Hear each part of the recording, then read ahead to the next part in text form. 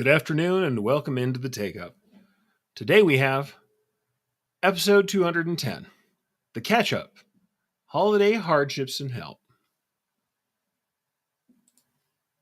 Hey folks, welcome into the Takeup. Hopefully you guys had some good times while I was gone. You guys know I have been out for a little bit, but hopefully you guys were all right while I was gone, having some time getting holiday stuff together. I know I'm going to talk a little bit about those holiday hardships, but honestly, sitting here at 10 days from Christmas Eve, I think if you haven't already handled some of those things, if you haven't already dealt with some of the holiday hardships, you're probably not going to do very good at this point heading out. Now, I'm certainly going to talk about some of the stuff that I've dealt with before, but I am also going to talk about some things going forward with stuff I've been working on and what I've been busy doing and what I'm going to be doing in the new year as for education and projects, and a little bit about some of those holiday projects. But this should be a very short show. I know I always say that, but this time I'm not doing anything particularly awesomely technical. I am, however, going to talk a bit about some of the projects I've been working on. So for those who do show up today, you'll get some interesting little sneak peeks of stuff that's coming out very soon from Embrilliance, probably. We'll see how I feel about that.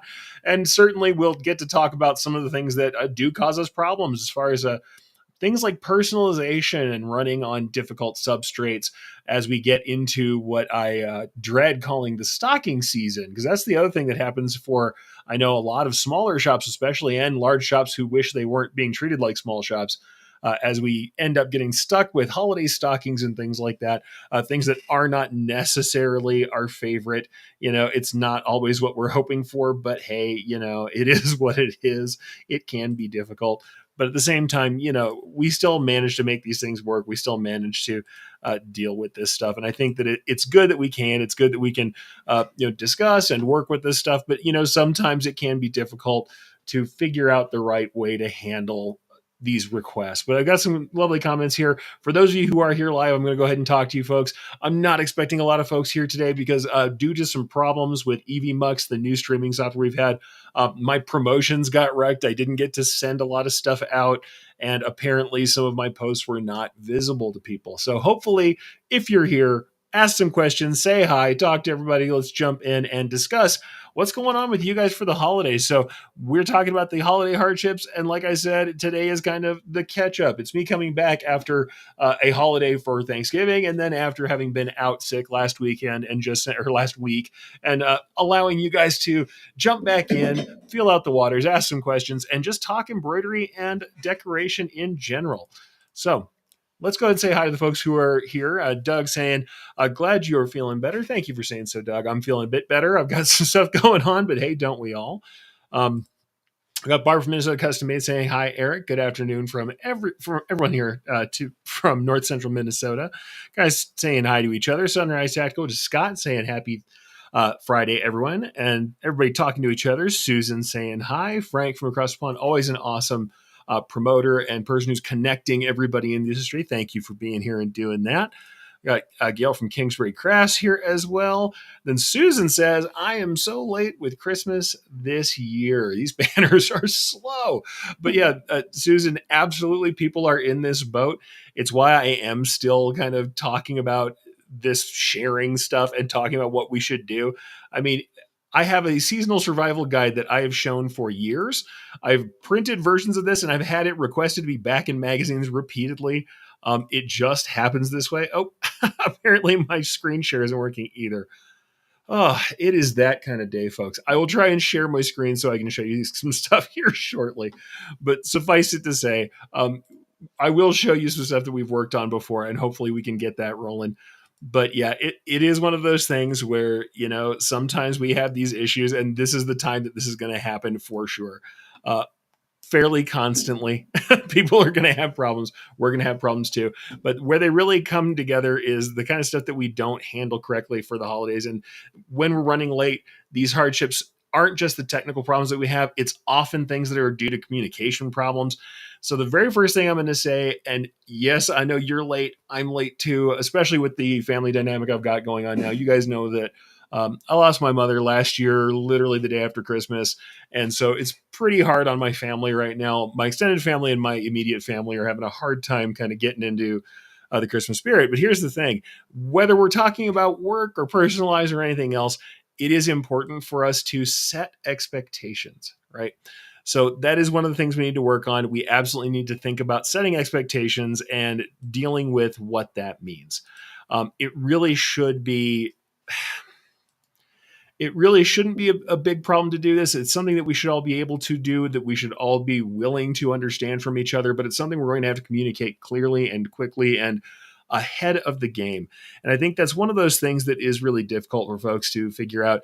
Sometimes it can be very hard for us to set those expectations, but in work, we have to say to people very immediately, hey, this is what's going on. This is what I am capable of doing. This is what the job can maintain. This is also what the job is, right? So I think that that's important to say, hey, we are having to set expectations. There are things that can be done. There are things that can't be done. And I'm going to go ahead and bring up the screen now that I've got this working. We'll talk about this. I have often shared this kind of same setup where I talk about it, but this is the guide to seasonal survival that I've shared many times before. I will give you guys the link if you want it. But some of this stuff I'm going to admit is about preparing and being there early for holiday orders. But scheduling gift orders, it starts with that honesty. And I think also the way we handle ourselves starts with that honesty by saying, hey, this is what we can do, what we can't do. And one of the very first things we can do is start early. When you can't do that, though, then it comes down to these later kind of things you can do. If you were on the earlier lead time, I always say predict and publish your lead time, let people know how long things are going to take. Most of the problems we have aren't from the fact that we can't do what people want so much as that we can't express ourselves correctly or don't express ourselves correctly, don't set our expectations correctly. So people are thinking, they drop something off and you say, yes, I can do it before Christmas. You mean you better be picking that up the morning of Christmas Eve. They think it means they've dropped it off and now you're going to hand back off whatever personalized item there is, especially with the understanding that you have to set terms as far as what can be done. Part of this problem isn't just that they want something done, it's that they want something done to a distinct set of desires of kind of clearing that we have to handle, where we're like, all right, it has to be this font, it has to be matching this stuff, it has to be exactly like it should be, it has to be this way. And I'm going to share some of that as those holiday hardships. And it's a very different thing when someone says, I want a name on one item. But then when you get to them in the real world, what the one item is a problem. What the name is a problem. The font has to be a certain way. It's matching a certain thing that isn't widely available. And the expectation is, oh, no, no, no. What I mean is I'm going to walk in and hand you a thing and expect you to hand it back to me completed on a really difficult garment or accessory. And I'm going to do this with a font that is not something you have in your catalog, meaning that, as you know, for embroiderers and digitizers, we either have to find this thing, which is now a search, which is part of the work time we are spending that we will not get back, especially if we are solopreneurs, we're people who are working for ourselves or solo operators. And we may or may not have access to that font, or it might not work really well for the thing they want. That is my actually top holiday hardship, and I'm going to talk about it here in a minute.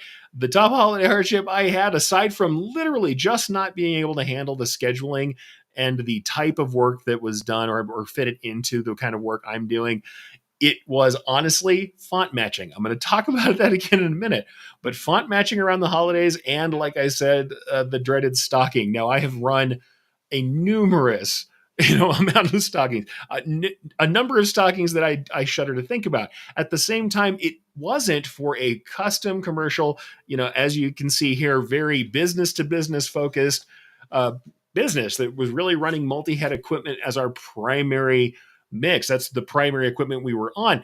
That stuff is not conducive to doing single stockings, and definitely not conducive at the prices advertised for piecework that was expected of the work that we did in the commercial world, for single pieces with specialty fonts, with specialty arrangements, with material that was difficult, that had to be babied or treated differently. It's very much like working on bridal. You have a lot of thin and gossamer pieces for bridal. You have also things that are heirlooms.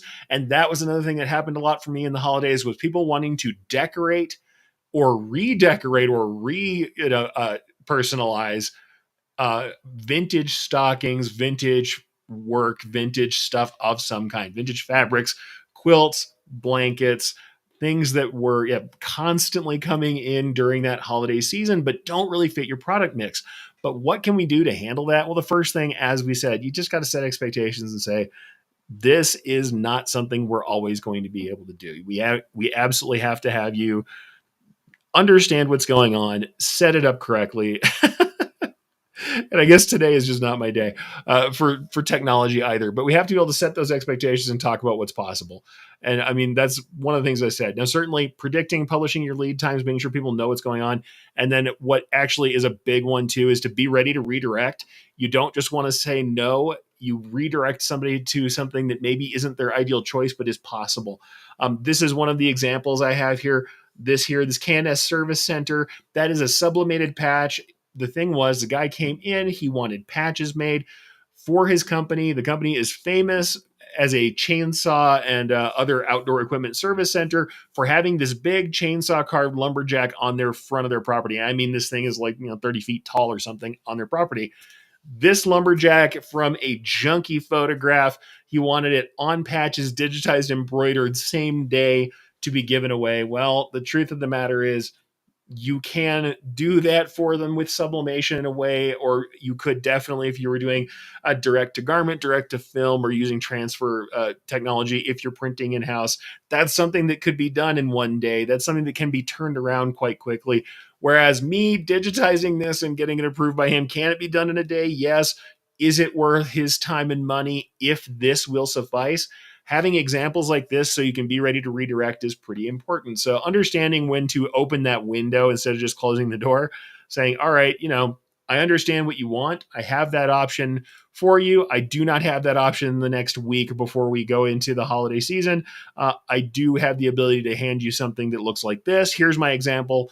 Can you handle that? Is that going to be okay for you? If it is, I've got you covered. If it's not, let me redirect you to someone who might have some caps, some room in their production for you. And that's something that is a useful thing to do, is say, hey, sometimes we just can't handle what you want to do. We can handle this though. We can make time for this. We can redirect, and also give yourself a little bit of peace with that too. And say, even when we're talking about things we're doing for family or doing for promotions, whatever it is, you had an intention. And especially if it's something you haven't given to somebody yet, sometimes we're hooked on our own intention of what we're going to do. We don't think about whether or not there's another, and I hate to say it, but lower effort version that you can put out there. Now, don't get me wrong, we're embroiderers, and though I am wearing the everyone gets stitches hat, and usually we have a couple of meanings for that. That's funny. It's the embroidery thing. It's the attitude you might be having by the time you're very grumpy about the way that things have been going for the holidays. Maybe everybody's getting stitches that way. But it's also, when we're talking about the holidays, it's that everybody wants and gets embroidery from us because it's what we do. However, they have to understand, just like anyone else, that production time is a thing. Do we need to understand that for ourselves? Absolutely. It's very important for us to, like I said, set expectations of what's possible and what's going on. It would be really great to also understand a cutoff time. If you know what time it takes you to produce something, if you know what it's going to be like and what your schedule is currently like, assigning a hard cutoff time for a holiday delivery, especially in business world, it is incredibly, incredibly important. I know that there's lots of people right now who are already at their cut.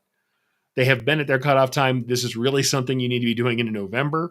But honestly, this is just one of those things where if you continue to take little jobs, not only are you going to eventually not leave room for production that you've already promised from someone who did kind of abide by your original cutoff dates and work with you, but you're also going to ruin your own holiday. And I'm not saying that we don't work and we don't struggle and we don't move through the holidays. I have been in buildings during all manner of hours on any holiday you can imagine doing this job. At the same time, making that a feature of what we do always and somehow lionizing that, I'm going to tell you right now, especially with the feelings I've been having about family this last year, you're not going to get that time back. It's what I always tell people when we talk about pricing and people worry about how much things cost.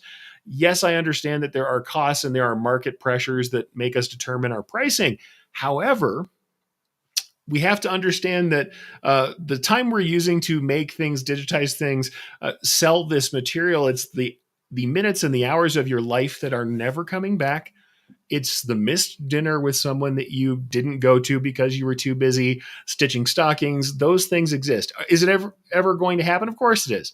Are we going to stretch? Yes. Are we going to sometimes sacrifice something that we want to get what we need? Yes, because we're also, fending for ourselves out here. We're making sure we're making money, making the needles move, or making people happy with our embroidery, one or the other. But we have to remember at all times that the time we spend on these things is time that we are taking from our limited lifespan, and we are not guaranteed any of that back. So, like I said, though I'm talking about business, it's everywhere. Set expectations. Let people know what's reasonable, what they can get from you, what is going to happen, and the time scale that's involved. Be ready to redirect people. If they have something that just is not going to work, is not likely to be useful, is not going to fit into your lifespan that you're spending on this, the chunk of your life you've allotted to this work, then absolutely do that. And then, like I said, be ready to cut it off. There has to be a moment where you say, after this time, no more. I know what my production schedule is. I know how much space I've got on these machines. I know how much time I have as a producer. I know how much time I have as a creative person. And after this line, no more. I cannot do anymore, because not only is it is cutting into your life, it also is to a point where you are going to rush something, mess something up, have to do it twice, do a worse job for less money than you need to. There is a point where we just have to say, this is the time, this is where the cutoff is, and it's a hard cut. Can you relax it for somebody? Yes, but I would very much encourage you to, even if you relax it and don't charge a rush fee, which we have charged rush fees many times. I know people don't love rush fees. If you expect somebody to work overtime on your behalf in a time they were not going to work, and they do it for you, expect yourself to be paying some overtime. I think that's just what it is. And even if you don't charge those fees, this is something I've said a million times. Make sure people understand the value of your time. Put the rush fee on the invoice and tell them, I'm forgiving you the rush fee. Bill the rush fee, discount the rush fee off so that they understand, come next time, this might not be the case. I may not stay for you next Christmas Eve to make sure that one thing gets done. And if I do, the highest likelihood is, here's a price that is worthwhile for me to do that. Here's the money I want to make that night, something where I'm stuck at the shop instead of at home with whoever I'd rather be at home with. So it's something to think about. Yes, I know I'm on a soapbox here, but after having spent many, many hours doing the opposite of this, it's something that I think is worthwhile to think about. And like I said, you don't know what time you're losing. You don't know what time you can make up. Suffice it to say, I won't be too harsh about that, but by all means, you need to leave that time. And when you do set that expectation, be reasonable, understand that there's going to be some fuzziness on both sides of it, and leave that time there. Don't cut it to the wire. In fact, I see Diane has this here, and I absolutely agree.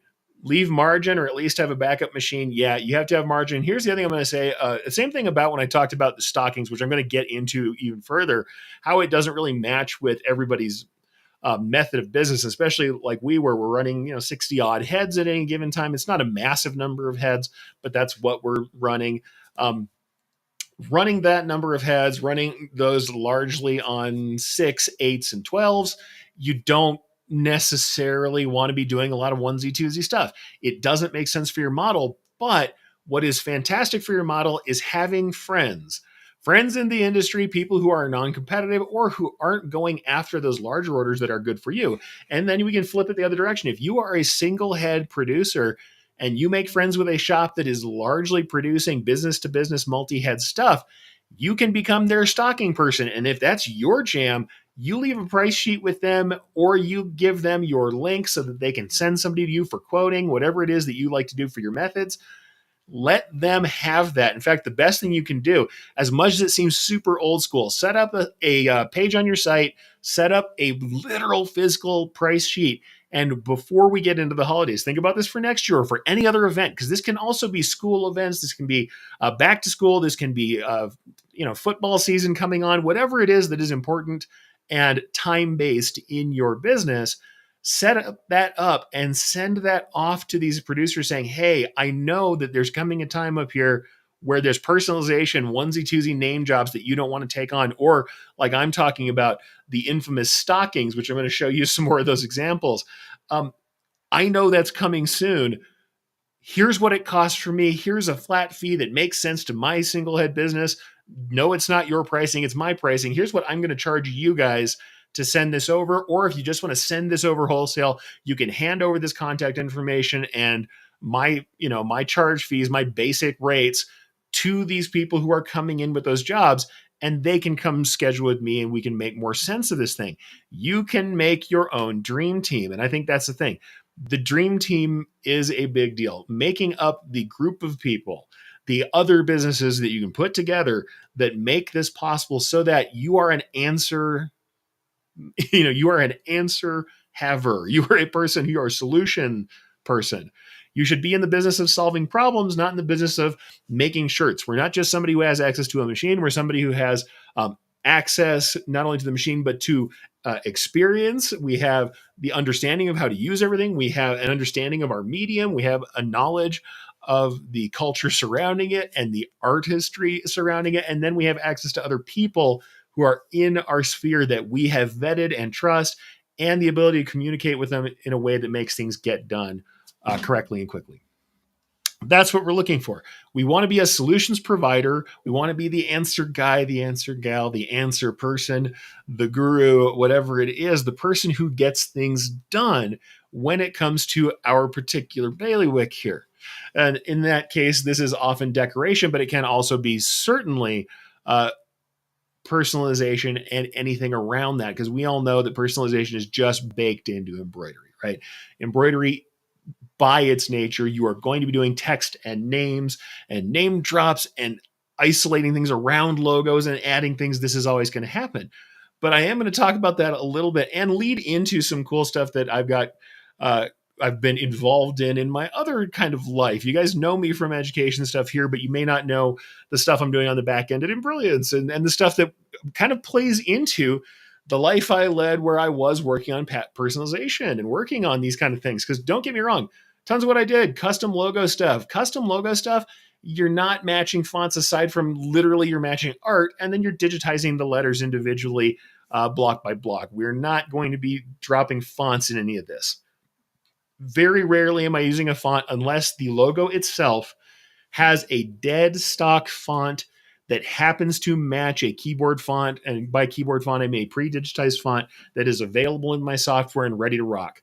And let me tell you, for a lot of this stuff, it's not happening. And even if it is, the alterations that have to be done make it less viable for using fonts for that.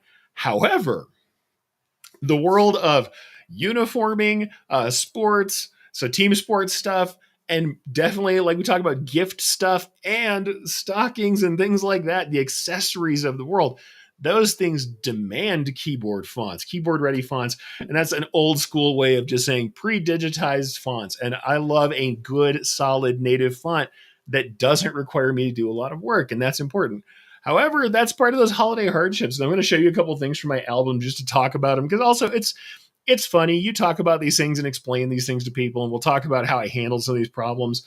There's always going to be someone who's got one of these problems where they bring to you at the holiday time an item that won't stitch. They have requirements that don't make sense. And I thought we would just talk about them, look at some stuff. Why not? It's always fun. So let's see if I can we'll get a screen share that works. There we go. So I brought up this gallery just to show a couple of my favorites. And these are things you guys have seen before if you've heard me talk about the holidays, but stuff that always drove me nuts. And one of the big ones was just messing with stockings. Stockings drove me crazy, and for lots of different reasons. Certainly because people would bring me wild stuff to embroider. And one of my favorites that I took pictures of and had to just bring up and show you guys yet again is the elf shoe. So yes, this is the classic one where I'm like, all right, I understand that the elf shoe is nice and you like it and it's something that you want to be personalized. But at the end of the day, I tried to explain to them and I started taking pictures and trying to hoop this thing. What we're looking at here is the smallest hoop I had on my Tajima at the time. This is a very tiny hoop. And as evidenced by the fact that one of my operators already hit it with a presser foot and it's chipped, you can see the little chip down here. As much as it looks like I took this photo on a potato, these are incredibly small hoops, as you can see. this thing had a tight, stretchy knit cuff that they were expecting it to get a full name on. Not to mention, of course, it's knit, so it's textured. It's got all the problems that's going to have. But we're sitting here. That is, as I understand, as I recall, that's a 9 centimeter hoop. So we are well under our normal size that we would expect. And if you think you have access to all of that, even by trying to pull all of that material away around the back, well, if we look at this thing, what it turns out is this elf shoe portion of this, despite this being here with the kind of open cuff, it's mostly stuffed. And I don't mean stuffed with things that I can pull out of the loose elf shoe. It's actually stuffed with polyfill inside of a doubled layer. So this thing has very little room inside of it and really didn't have room for anything. Eventually, I kind of told these folks, admittedly, I was like, hey, here's the deal. I'm showing you right now. This is all of the area that I can hoop. And then I sent them an image and I said, you know what? We can probably embroider maybe an inch in the middle of this and probably not entirely. I can get you a monogram and not a big monogram, and certainly not what they were wanting, which is a classic name across the entire band. And honestly, across the entire band sounds big, but I mean, we only got a couple of inches of really usable space here at all, even if this thing wasn't difficult. Can you embroider on it? Yes, you can. You can roll everything out of the way and clamp it, to here, hell and back and get it on the machine. Is that going to be something that's going to provide them with a useful amount of area? And the other thing is, why of course, did my operator clip this thing with a presser foot? Because people always look at these things, and especially new embroiderers will look at the size of a hoop, especially in software, and imagine they have all that area. But we have to understand that a presser foot has a large area of it that is inaccessible. The front of the presser foot doesn't have very much room, that it's actually causing trouble with it. But when we work on these little hoops, you only have a small oval of space toward the bottom of the hoop that's actually accessible, and the back of the presser foot is going to keep you way far off of this top edge of the hoop. You have a very weird little oval in here that is the usable space that a presser foot can actually get into and access. So for a piece like this, the two options I offered were, we can hoop it and throw a monogram on it. You can get that. I can give you a letter and maybe a monoglyph, not a monogram. Like maybe it's not multiple letters chained together, be pretty hard. We're going to get something real tight. Or we can apply something to it. We can do a heat applied material and I can put something on it. I can put a flock transfer, something like that. But on a knit, if we stretch it, not going to be awesome. So I'm going to say absolutely a piece like this. This is the kind of thing where if I kowtow and say, okay, I got it, I'll figure it out, I'll work on it, and I charge them the same amount that I would for somebody dropping a left chest name where it's easy, it's simple, I hoop it, I slam it, and I go. It's in a magnetic hoop, it's clipped up, it's on the machine, and it's out. The time I spend wrenching this thing into a hoop and making it work and trying to make something happen and adjusting and tracing and getting exactly where I need to be needs to be accounted for to some point. And honestly, with this point, they just kind of decided not to do it. Their vision wasn't going to work. They were unhappy about it not working. And I understand. Patch would be great. We can do a patch, but even then, heat applying a patch, it's not going to stretch. After we do that, we're not going to have a nice stretchy knit anymore that's going to work very well. We can do something for it. They did not want a patch. They did not want applied materials. They wanted direct embroidery because they had other stockings that were directly embroidered. That's one of those ones where you just tell them, short of taking it apart, are there ways for it to work? Absolutely. We have to remember, I'm setting expectations. Remember we talked about earlier? I'm not having a custom cut and sew environment to trim this thing open and stitch it and sew it. If someone else has that cap in their time, and if this customer, which they were not, is willing to spend money to do that, then that's okay, right? Otherwise, no, we're not going to do this kind of work, and we just have to tell people this isn't really what we're set up for. Here's some other folks who might help you, but this has poor hoopability. Is really what's up with that. It's not going to be something that's really easy to do. We could throw a name patch on it. We could throw applied materials on it, but it's just not going to be everything the customer wants. And not to mention, not to put too fine a point on it, the other thing I'm going to explain to folks that I often have to explain to folks as well is that when we are dealing with this, we're also not necessarily going to have a great experience trying to get contrast on a red and white stripe. We are going to have to do outlining and other stuff like that. That's going to make this difficult, obviously. But it doesn't mean that it's something we can't do. I do contrasting work all the time. You end up putting backgrounds around it or outlines or other sorts of devices to set it apart. But red and white stripe like that, we're going to have to find something to contrast both and looks all right and has something going on it. It's going to be a weird kind of setup. It's not that you can't do it, but peppermint stripes are hard to get just unsupported lettering to look good on top of. So, one of those things too, just to make sure people know this is what stuff looks like. It's also, by the way, one of the other reasons I do tight pictures like these that are nice and flat is that if I am going through with something that is going to be difficult and I want to make sure it's exactly right, or if I'm working on an heirloom and that placement has to be dead on, I would either scan or take pictures like this so that they could see what's going on, and I could actually lay out, get a transparent PNG out of your software, go over there and export a graphic out of your design or out of your name, drop it on top of that, email that off to them, shoot them a text and say, all right, this is where it's going to land. This is the size that we're looking at. Are you good? And make sure that that's good, because sometimes, especially with stuff that is kind of like heirloom stuff, it can be really difficult. In fact, a couple of the other pictures I just had, and these are just in my categories. I kind of brought some of these pictures up, and let's see if we get our our friend the elf shoe off of here, and we can actually see what we're doing. You can see where I scanned some of these in just to be like, all right, somebody has brought in their vintage piece that grandma gave them that they want to, never had a name on it. And they want it to match everybody else's that they just bought often at the Pottery Barn. And we're going to talk about that in a minute. And they've got this distinct placement. I'm going to scan this sucker in and I'm going to check that placement. I'm going to have it. When you're doing it with a flatbed scanner, your scaling is pretty easy to figure out. You can get 100% scaling really easily. And I would often take a piece like this, scan it really quickly. That way I can drop the name in, because we had people who would bring in these tapes and say, no, I want something like this. It's either has marks or pins or something in it, and I want the name to stretch from here to here. Instead of giving me a any other kind of guide to that, we would invariably have this kind of issue where we would have them bring in these weird taped up or things with notes on them, and I'd have to make them fill out forms to get it done. But especially when we had other embellishments, we're trying to work around things. Here's another one where low hoopability, but this is something where you can stick down. It's not so bad. This one, what you're kind of seeing down here that is not expressly very visible, this bottom little area with this parasol, or it's not a parasol, it's actually a parachute. We've got a snowman jumping on with a parachute. The parachute is stuffed. So once again, we have these stuffed materials. I've got sequins in the way. I've got rhinestones applied around the front, which isn't the hugest deal, but it does mean, though, I'm often going to have to use some sort of adhesive on stabilizer to hoop this sucker. We're going to have to adhere it or use clamps or something else. And we have to realize when we're doing this kind of specialty work like this, that costs. It costs us time and money, and it needs to be something that we figure into our pricing as well.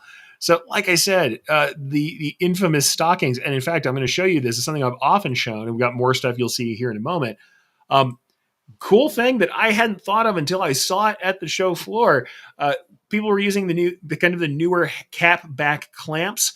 I've used a lot of flat clamps and sticky frames and all that kind of stuff over the years, though often I really just tried to hoop stuff as best I could. Truth of the matter is, though, these do work quite well. If you've got a cylindrical setup where you can have normal size, like larger sized cuffs that flip inside out like this, if you have a rolled cuff, which a lot of these nice stockings will have, it really does get out of the way in a completely nice way. It's very good. So looking at this piece, it's really cool. What I am going to say, though, we're going to talk about this again in a moment. This wasn't probably done on a standard embroidery machine. I think this is just that they brought this in to show how stockings can work. Because what I'm going to zoom in on this piece and show you is something we're going to talk about again later. The infamous fonts. And we're going to talk about that. But this is a connecting script font. And if you look down here, we'll see how we have these horizontal lines that are connecting, just kind of overlapping. And all of the stitching is horizontal up to the point where everything meets in little overlaps at the top. And we also have these bars that are made of multiple pieces of stitching across like this, where we have kind of like these bars of satin stitching that are linked together sideways. These are Meistergram type fonts. Yes, you can stitch like this on a commercial embroidery machine. Most of the time, we either have an older Meistergram machine or somebody making a mock Meistergram font that you can do on your machine. This one looks like it's probably on an original Meistergram to me. And this is one of the other problems that I always had with the stocking game, is trying to deal with customization that was either done on equipment that we don't have. So we're mocking that. Like chain stitching is a big one. You'd get a lot of stockings that were done by hand with chain stitch. And so our options are limited. They're like, I want this font. And I'm like, that's not a font. That is the handwriting of someone who does chain stitching. Now, it could be done with a pre-prepared pattern. They do have machines that have pantographs as well, not like the ones we know that move with the computer, but where we had something that was tracing on one side, and then it was taking that motion and translating that motion to the garment. So literally, we're moving a pen over here that is using an armature to move the hoop under the machine. Sometimes we have things that are regular like that, but often some of that chain stitching text is just the handicraft of someone who is moving their hands into that machine, and that might not be a font. It might not be something we can ascribe to the concept of a typeface. It was unicursal, so cursive lettering done by hand. And then we have things like we have in this particular picture you just saw, and I'll pop that up one more time. We have Meistergram style fonts where they're done on a machine that only stitches horizontally like this. And honestly, it's not that we can't do that, but it's that most of our fonts aren't made for it. But you will see pretty frequently, this is one I had to match. This is out of my production files. So this is something that was brought to me, and it was photocopied before it was brought to me. So not only am I working off of a photocopy, but when I go to do this, they're like, is this a font you have? And of course, no. Especially early on, we didn't have a lot of people who were making mock Meistergram fonts in the first place. Monstergram.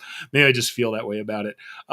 Not just that people aren't making these mock Meistergram fonts, but that people, if they really expected to get these, there is a different character to them. And some of the fonts, even though they capture that Meistergram look, people don't love the clarity on some of these, or the way the curves run together, or the splitting that happens, that it is kind of indicative of how the Meistergrams ran, but they want it to match pretty closely. So we kind of had some issues where, and some of these fonts, here's the other thing to think about too, right? A lot of the fonts we know, like this is one that is another match that I had to do. I'll just leave it on the preview. The preview was larger. This Julia here, that is a stock font that comes from a particular company. I'll just tell you, I like Pottery Barn. We talked about them earlier.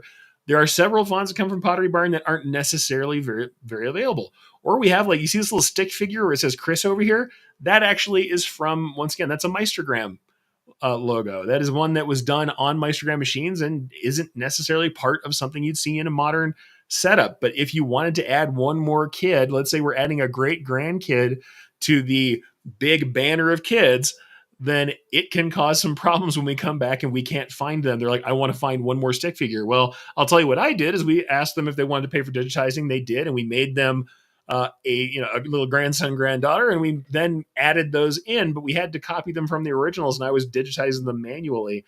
It wasn't something I could just tack down and do for $5. We had to digitize those for them, and it cost a pretty penny to get that done. Same thing with some of these fonts. Are more of them available today? Yes. But the thing is, this one here for Julia, that exists in a true type or an open type font. It's not one that's always been done. Not everybody has it. Font Leroy is one that's very similar to this. It exists in a true type or open type original, so it's very easy. You'll find people making conversions based on the true type.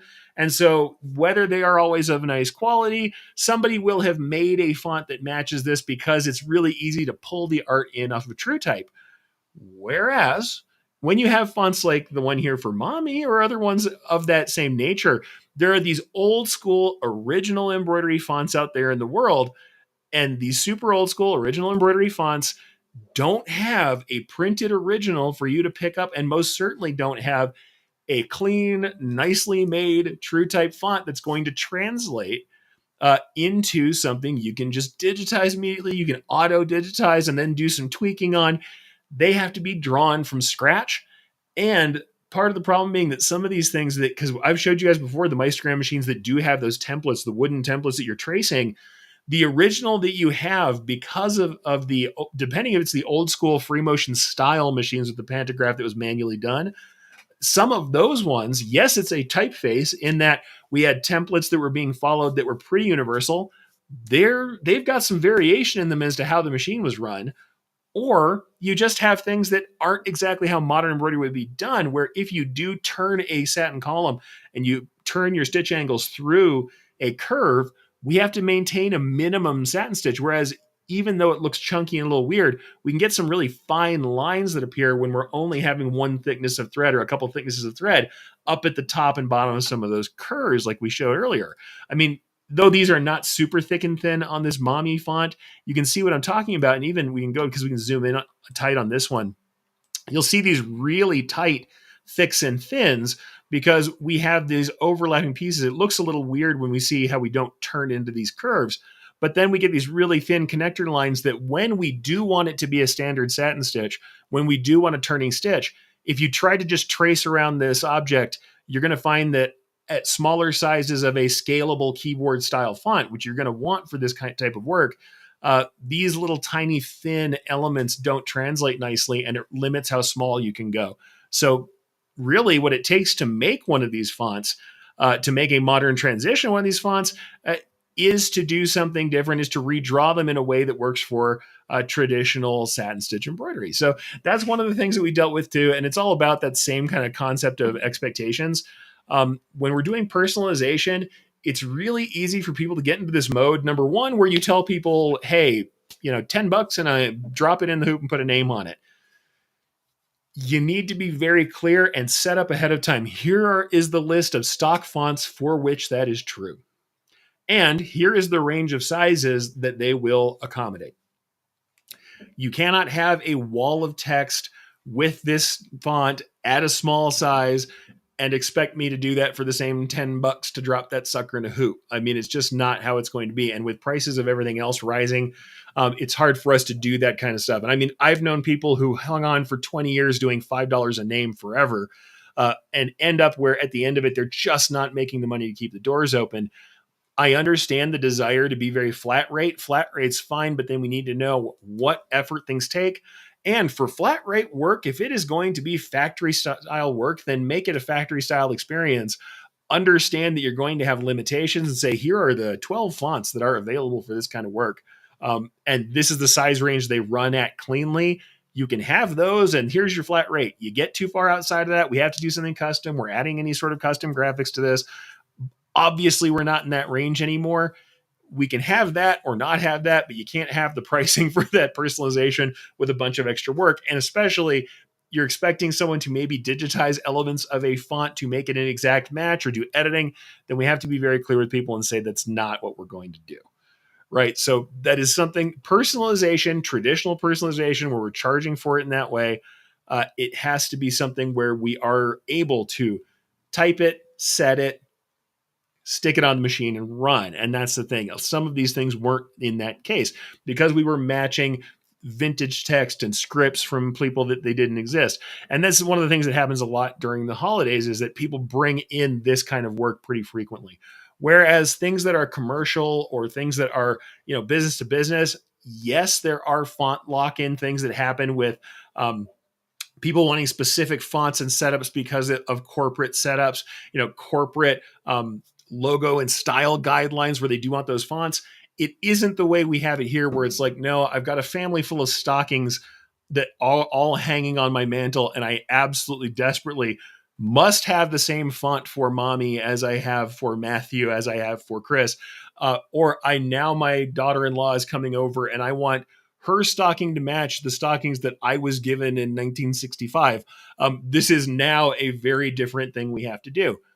However, this is where I get to show you something fun, and I'm just going to tease some stuff a little bit that I've been working on in this same range. But we'll talk about that in a second.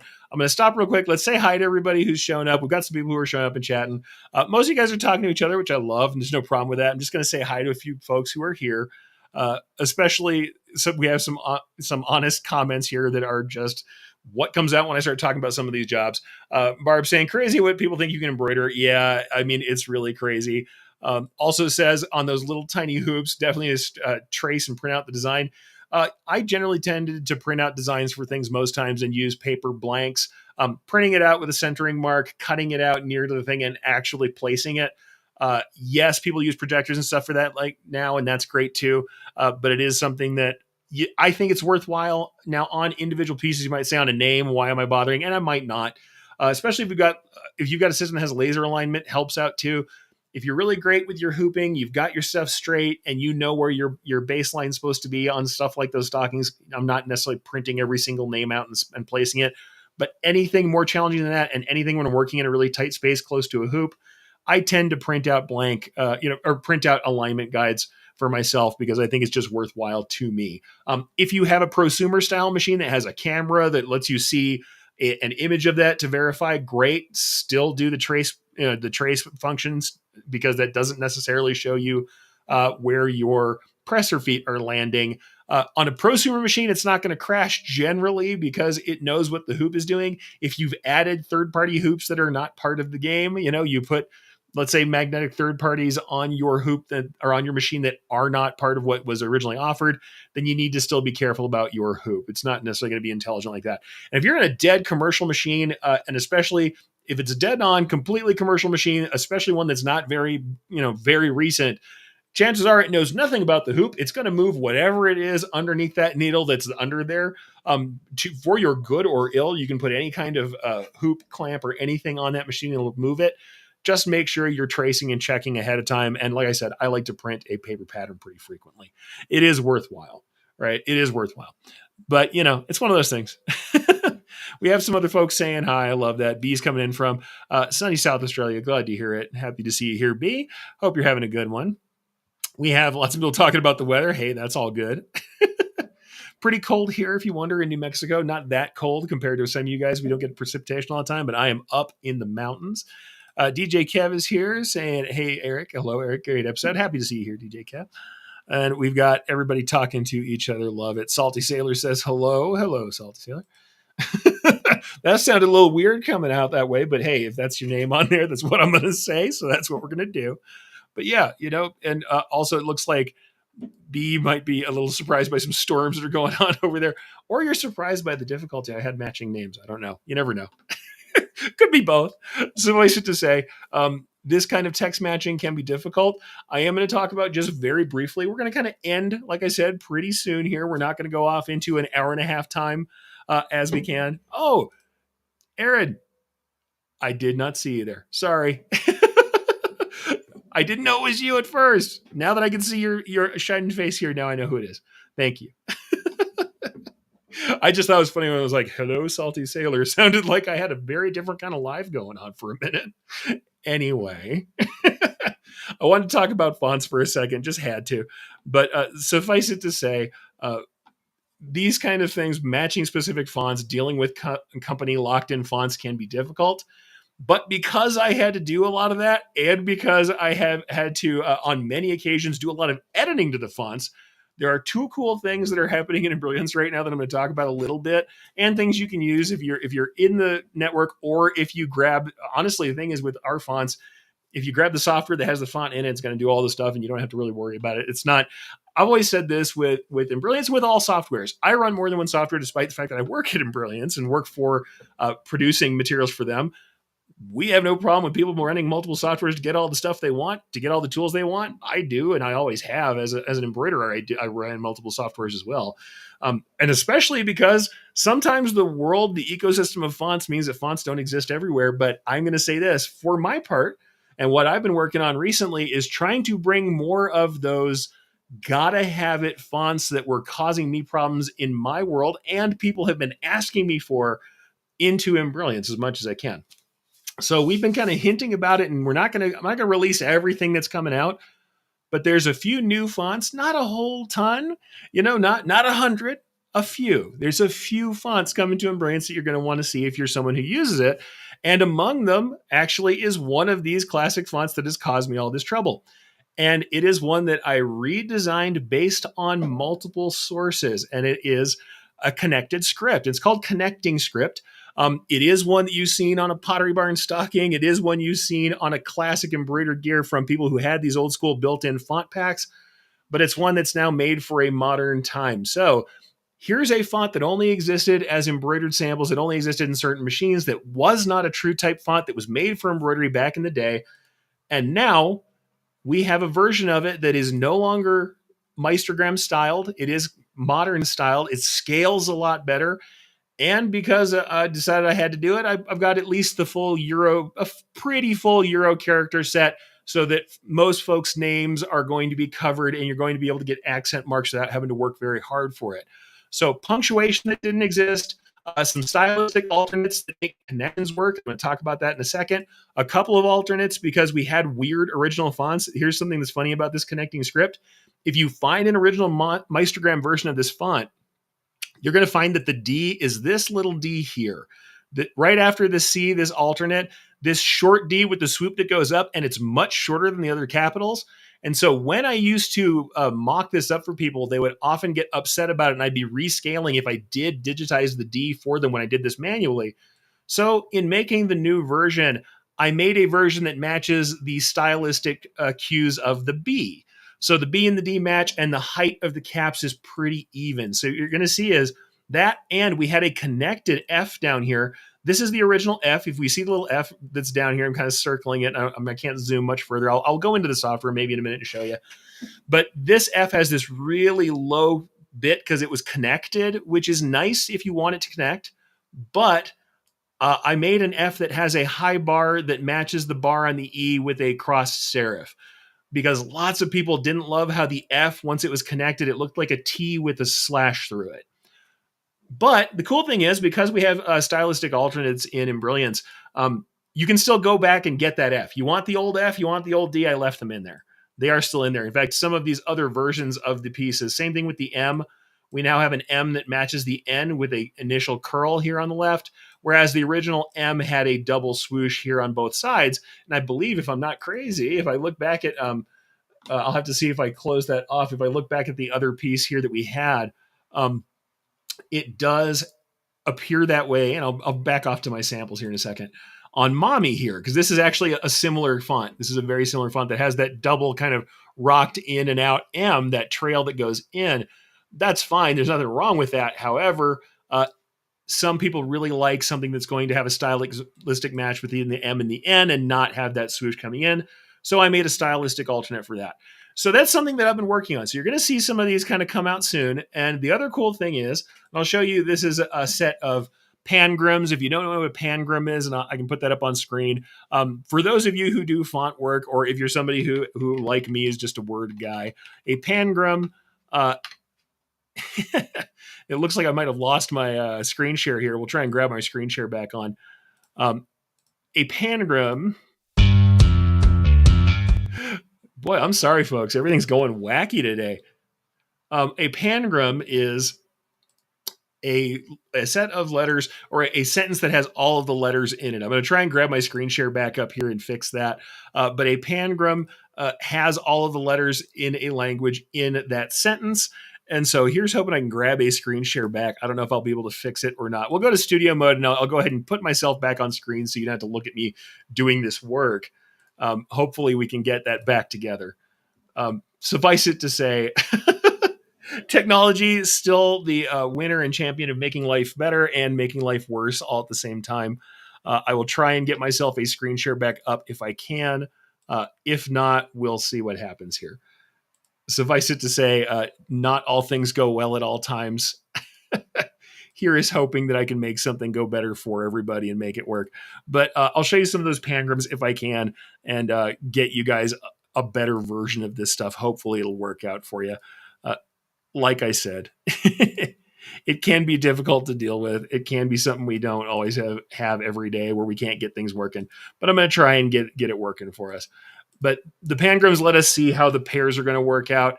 And frequently enough, here we go. Let's get out of studio mode. Hopefully this will work.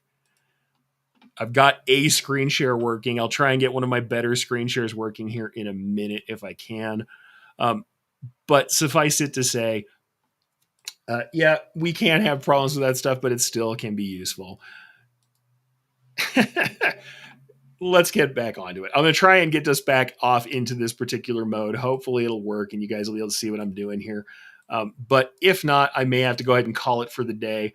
We'll see if I can get us back in and working. Hopefully it'll work out for you. If not, well, I tried. Here we go.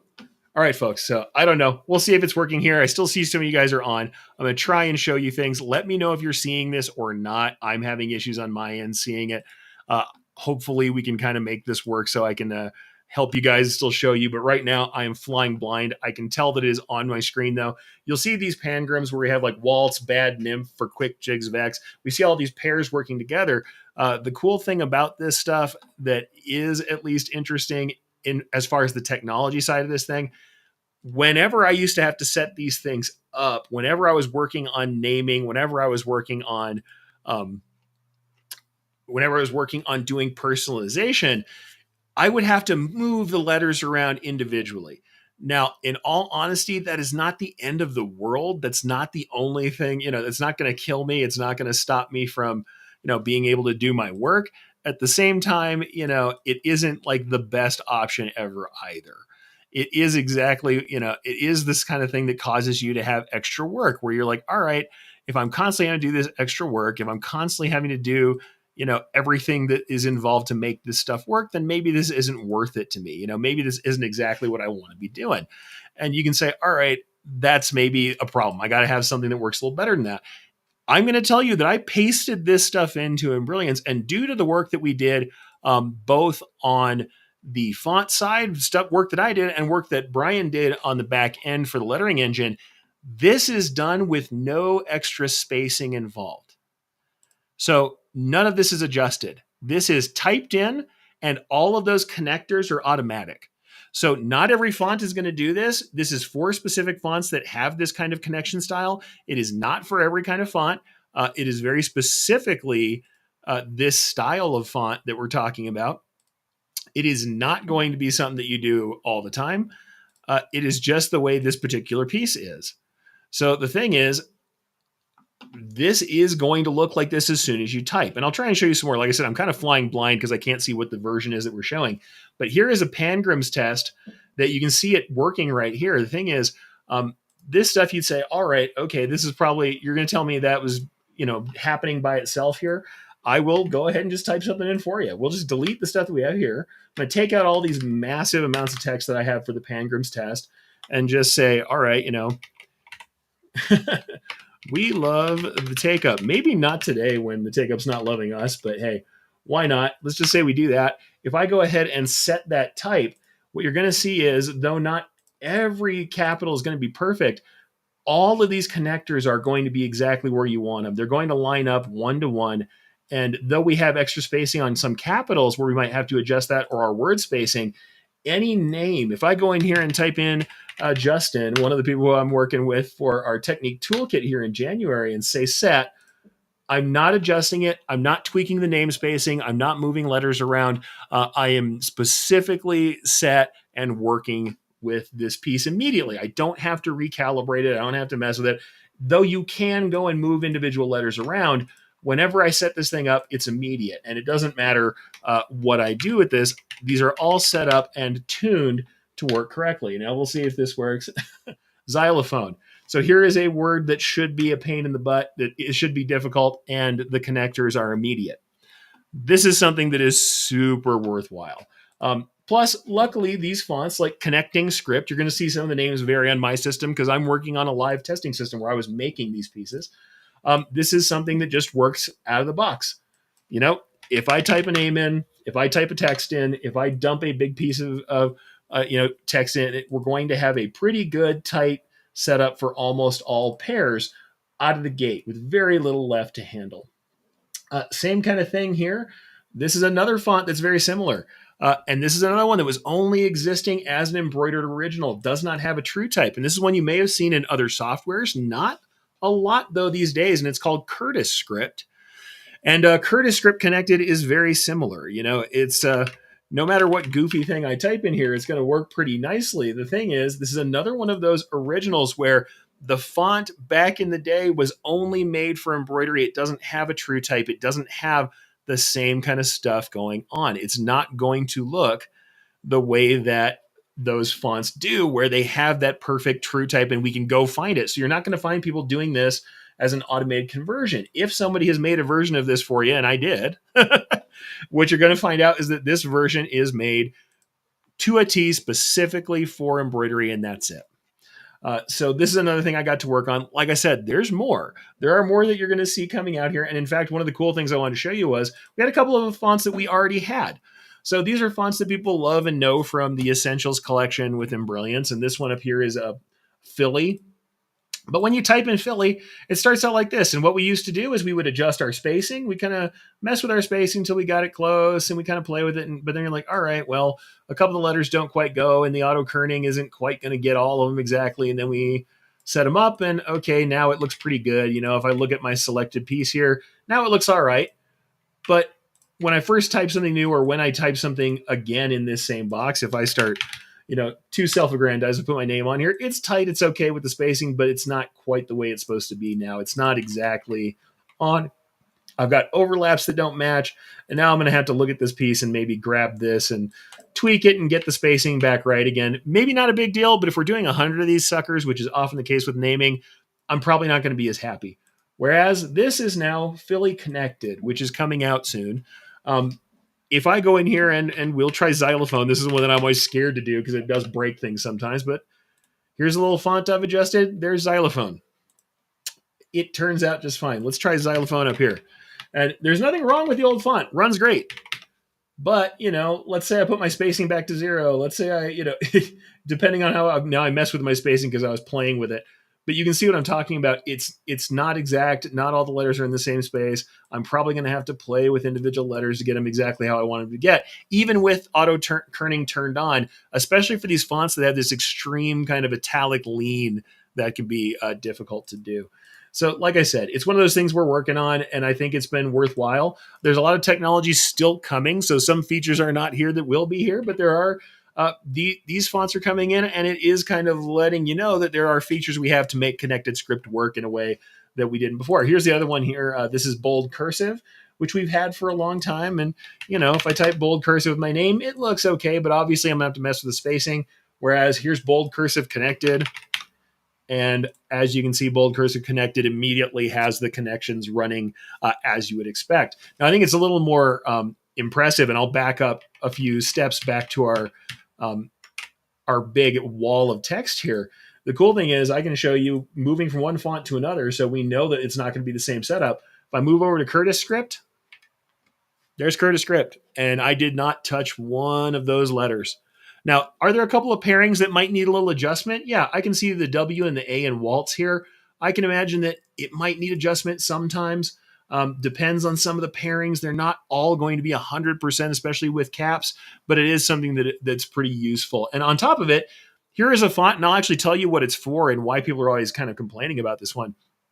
That font is actually one you'll see on like Future Farmers of America gear, and I'll pull back out into our photos and stuff here. You'll find people looking for this all the time because we'll have an image like these guys here. This is from a news story, but you'll see what I'm talking about. I open up this image, you can see it. The text on here is in that Curtis script, and it's the only one that they are allowed to use, and it doesn't really exist in all packages anymore. It's a font that used to be around, but what I'm going to tell you guys is in the version that I've worked up now, and we can see, I can back out and show you Curtis as well. Curtis has never had full support for all the accented stuff and all the extras. So I went in and added a lot of European accent stuff that I expect to be used for names. So in any case, now we have a Curtis version that is going to work well, that is automatically connected and has those European characters. So it's something that's nice. Also, we're going to add a classic brush. We've got a couple other fonts. So what I'm going to tell you is I'm not showing you all the stuff that's being added yet. I'm not going to run you through all of it because we have more coming out. I will say that on the ones that we've done that are made for these, for matching these pieces that are so critical to production that are constantly coming up, I've extended and cleaned these up in a way that they run very nicely for names. Doug, I do see your question here. As far as team naming as an option, no, we don't have a team naming. We don't have a team naming software option yet. You can do team names in the classic way that we always have done them before. We don't have like a mail merge set up yet. That's something I would say, hey, request it. Keep requesting it. That's something we might work on at some point. Team naming is a thought we've had, certainly. I would say for a lot of folks, so far we haven't had a ton of requests for team name as far as like a team naming tool, but it's on our radar. We do, however, have the fonts will be coming out soon. So this is not a months from now type of thing. And in fact, if you've been watching any stuff that Lisa's been doing recently, she's actually shown a couple of little bits and pieces. And what I love especially is because I'm constantly seeing these questions. I used to like to hang out at some of these typography websites, this typography guru. You'll see like what the font has these. And I see it all the time, like font needed to match my Pottery Barn stockings. This is like my life. People constantly asking me this. And here's one right here. They say, okay, stockings for Pottery Barn. I got to match it exactly. Here we are. What's that font that you're looking at right here? Well, that's our friend Connecting Script. That's who that is. And now there's going to be a new version of that that's kind of out there in the world where people can just use it. And I think that's something to look for. So watch out for updates to Essentials, Font Collection 1 and Font Collection 2. Those of you who went and bought the bundle that has all three to start your world off, which is a very happy, nice thing to do that I would do, you're going to get some cool stuff because all three of those are in there. But just watch out. It's coming. We have some stuff coming. I'm not telling you exactly when, but it's quite soon. And you're going to see that we have some cool connectors involved and stuff like that. So we got some testing yet to do to make sure everything's happy. But what I'm happy for is that the next person who comes to say, hey, what I really need is to get the basic fonts that do the job, that absolutely have to be there for me, and I need that font from the stockings. I'm trying to add more and more of those to our basic setups and to our font collection, so we just have really cool things happening. So it's like we have these things that are useful and beautiful. And that's the nexus of what I want to do with my life as far as the embroidery world, is make things that are useful for you to make money, to make the things you want to make, all the stuff that's going on with that. I want that, but I also definitely want to make sure that everything I do is beautiful and works well and is production friendly at the same time. So artistic stuff that also is useful. And in this case, this comes right out of my life, right? This is not something new or different that I had not done before. This is exactly how it was for me. This is the work that I did day in, day out. And I want that team naming to be great. In fact, the other thing I didn't show you that I will say is fantastic, because I'm still having so much trouble with my software right now. It's good that you guys can see it, but I literally cannot see what is my live stuff. I've got my controls, but I can't see my live screen anymore. I didn't show you everything I would like to have shown you today. One of the things that is awesome is because we have the automated ability to flip from a satin stitch to other types of broken fills, so other types of breaks, so splits of different kinds, length limit stitches, things like that are an automatic split. I've refined these shapes quite a bit so that when you go large for things like jacket backs, for the one that I did constantly was Letterman's jackets, where the Letterman jackets often have those really classic fonts that are desirable for that kind of retro styling. And you're going to find scripts that work for that as part of this and that scale really nicely. So you don't have to mess with connectors, and they scale up pretty darn well. Do you have to change settings on some things? Yes. That is normal for lettering. Learn your densities, learn your underlays, and what works for you. But absolutely, it is something that's going to make things better for folks. So, like I said, even if you're someone who uses different software, think about it. The price is very low to be in our ecosystem as well, where we have the most fonts that are being produced third party in general. But if you like these are native scalable fonts that are made from digitized objects made in Stitch Artist. And if you're someone for whom the run of looking for Curtis every darn day, or Connecting Script from Pottery Barn, or a really good brush script that works a little differently, that works better for you, I'm trying to make more of those available. And also we have these lovely fun fonts that were worked on by people in our crew, Jim from our crew, and then Lisa came and worked on those, and Tiffany from our crew, people who we have that you may or may not know of them or have met, worked on these lovely fonts for us, people who are in our support world. They worked on these fonts or did versioning on these fonts, did elements or did cleanup on them as we went through the process. So there's going to be some cool, decorative, fun stuff too, as well as other features and stuff coming. However, I'm just letting you know, there are some new things coming that are going to be worthwhile, that are production ready and friendly and lovely. And I hope you get to see them very soon. Like I said, I'm not going to tell you the date because we don't have a solid date just yet. But I would expect that you're going to be pretty happy without too much more deliberation. Suffice it to say, though, that is one of those holiday things that have always bothered me, is that I cannot find the assets I need, and I'm trying to make that a little less hard for folks. Yes, I know, one little font at a time, but I also love this concept. As you guys knew, I was somebody who came from education, from medievalism. I really was about kind of bringing the history to the people. This is a way for me to preserve and enhance historical fonts, and we also have monograms, things like that you'll see coming down the road, where we can preserve those and bring them forward and give you canonical versions that work, that can now live on in that catalog, so that when we want to match those things, when we want to match the jacket that is from 20, 30, 40, 50 years ago, that some of these fonts that were awesome classic lettering styles from the original era of machine embroidery can come forward with us and be available. I'm not the only one doing it. There's lots of other people making pieces and making cool fonts. I am certainly trying to do them in a way that is beautiful and functional, and also makes you money in the end. Because let me tell you how many times I have opened up the E on brush script or tweaked the alignment on something for a jacket back. Hundreds to thousands of times have I grabbed a letter and had to tweak it for embroidery. Are there still going to be instances when you do? Yes. But having someone who did that, who kind of was in the trenches doing this work for you, hopefully will make that less often. But with that said, I'm going to go ahead and stop it here. Number one, because I think that's a good place to stop. We're well into bonus time.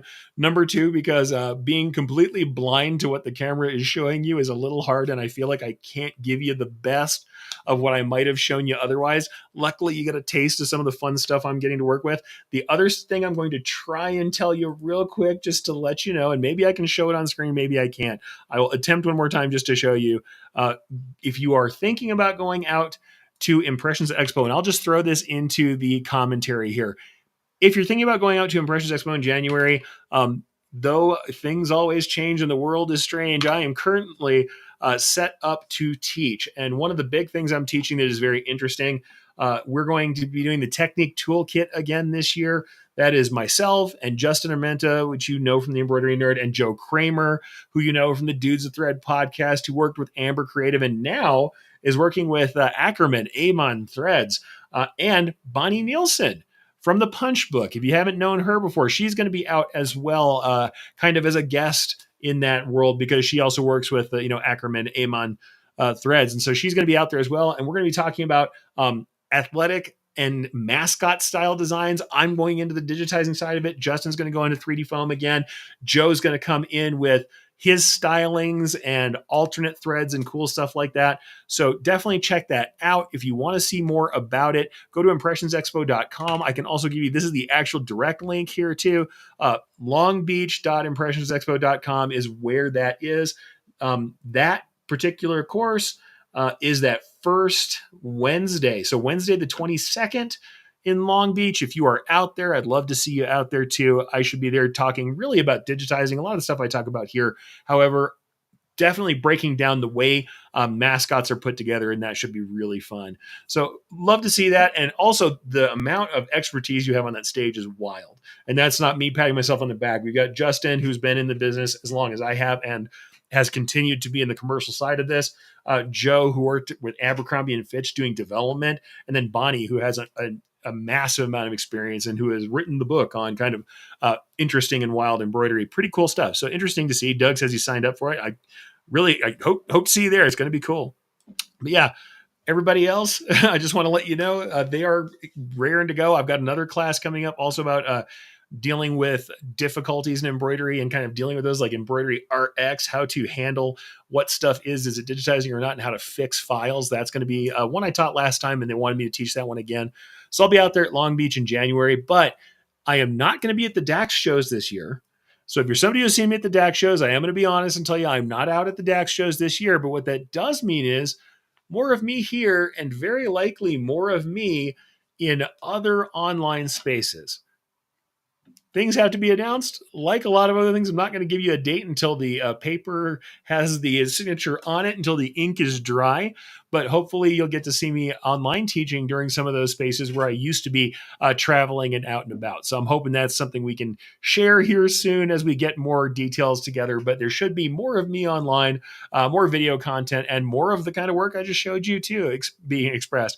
Hopefully, that's something you guys like. And if nothing else, I'm going to go back and just reiterate as we get into these holidays, folks. I know we're almost there, but set some expectations for everybody. Be clear about what you can and can't do, and with yourself, be reasonable about the expectations you have of yourself. Be ready to redirect, not just in your business life, but certainly there first. Have options that make it easier on you and have those available to offer to people. You don't know what's acceptable to somebody else unless you let them know. And also, when we're doing things ourselves that nobody has even heard of yet, that we are instigating, we got to realize that maybe people wouldn't be let down just because we don't meet our original demands. We're not the audience all the time. So be ready to redirect to things that make sense and work out. And when it comes to the end of the road and there is no more time left, stop, cut it off. Yes, there are going to be people who are complaining that they did not prepare for the time that it was coming for the cutoff. But when it is time to be done, be done. Don't be me. Don't be a 3 a.m. worker all the time. Don't cut it off when it's time to cut it off. There are times, especially in production, plus being clear and setting those expectations of the cutoff early means that people aren't expecting a thing that isn't going to happen. Let them off easier than that. And then, of course, I'll just say stockings. I'm very glad I'm not making more stockings, except I've seen some pretty lovely stockings lately with some special fonts that hopefully you'll get to see soon. All right, folks, with that, I'm going to let that be the end. Here is hoping that everything goes out well. I'm sorry for the fumbling and the futzing and everything else. Next week, we will very likely still have a show, but we're coming right up to the holidays, so we might have a pre-recorded show. If you have topics you want to see from me, either as we're coming up into the holiday, you just have something desperate you want to ask, or you've got topics coming up for the next year that you want, by all means, let me know, because I'm here to make the things you need, whether that's something you need in the Embrilliance world or it's something you need from me in this teaching and whatever we're doing here in this conversation. I'm here to help you do what you want to do better if I can. And so if you've got something you want to talk about, let me know. Hit me up on social, hit me up at my website, use the contact page, and let me know what you need, because I'm here for you and I'm hoping to be here for you more in the year to come. But with that, go take some time off if you can. If you can't, keep those needles moving. Make sure you're getting paid well for the limited number of minutes you have alive that you're spending in front of that machine. And, make something beautiful and functional that someone will look back on with love in the years to come. And I can't wait to see you guys again next week.